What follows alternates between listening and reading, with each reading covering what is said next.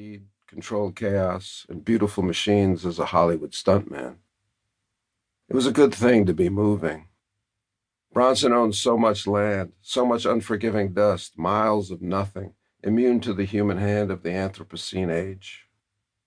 His father's mother, Yalulah Bronson Powers, had bequeathed this Eden of cactus and rattlesnakes to him. Throughout his childhood, Bronson's father, Fred, would tell him stories of the legendary Powers family, real estate visionaries who had made Los Angeles the quintessential American city, rising, he would say, like a man-made mirage from the desert by the Pacific. Fred Powers bemoaned his lot as a thrice-married car salesman, amateur poker player, golf shark, and minor league Ponzi schemer. Barred from practicing his most lucrative trade at many a golf course, the man kept numerous disguises and wigs in the trunk of his Cadillac to sneak onto the greens and cadge a few bucks off the famous actors and rich doctors before the sweat compromised the gum arabic and his phony mustache drooped. He could have been an actor. He was that handsome. He was charming and good with accents. But he had no need for love or admiration, only for the powers the world had denied him, his very name itself.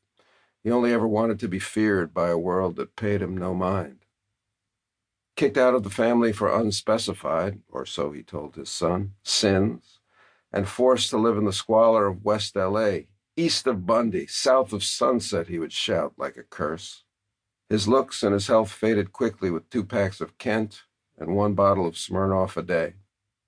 When he sporadically visited his son, that is, when he remembered that every second Saturday was his, he read to him Twain's The Prince and the Pauper over and over again, filling the impressionable boy with infinite entitlement, but no clue as to how to claim it, as if certainty and ambition itself were the only life skills necessary. He would tell him, "You're the Pauper Prince. You're Hollywood royalty, related to the great swashbuckler Tyrone Power." Fabrications and fantasies. But to the young boy, his father was a charming, all-powerful, capricious apparition who appeared now and then to remind him of his true destiny, as in any Saturday matinee, a kind of anti-Jiminy Cricket, and never let your conscience be your guide. He was Hamlet's father's ghost still living. In reality, Bronson's father taught him nothing but a restless, free-roaming resentment and a love for baseball and the hometown Dodgers. Bronson could clearly remember that in 1974, his ailing father took him down to Grauman's Chinese on opening day to watch the movie Chinatown, the epic Polanski town thriller of water, greed, and incest in 1930s Los Angeles. Fred filled Bronson's head with the bullshit yarn that the Mulray family in the film was an opaque nom de cinema for Powers. This was a lie, of course. Mulray was a front-rhyming stand-in for Mulholland, true California royalty.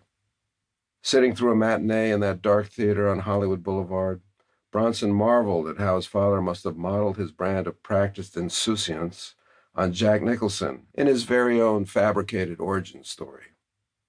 Or somehow Nicholson was imitating his father.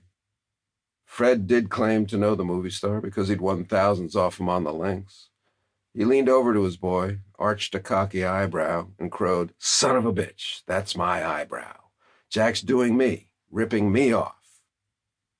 At the climax of the film, when the unspeakable incest is finally revealed, Fred took his son's hand in his and squeezed.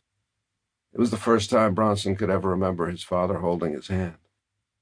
Something heavy and unworded passed between them, like a dark blessing. Bronson glanced over to see Fred crying as the credits rolled, another first. When Fred passed away the next year, he bequeathed to his son no money or skills to speak of, but rather an awe and disgust at his ancestry, having planted the seeds in the next generation of anger over lost birthrights, unacknowledged genetic superiority, unimaginable wealth, and influence denied. Like psychic DNA, Fred replicated, forged, and minted a copy of the resentments a long life of scamming failures had made of his own soul upon the impressionable soul of his boy. Bronson grew up unconsciously carrying that paternal chip, with an unrequited sense of entitlement and unrecognized nobility. Though Frederickson Powers, an only son, had been kicked out of the clan, predeceasing his mother Yalulah, Bronson, in his early 30s,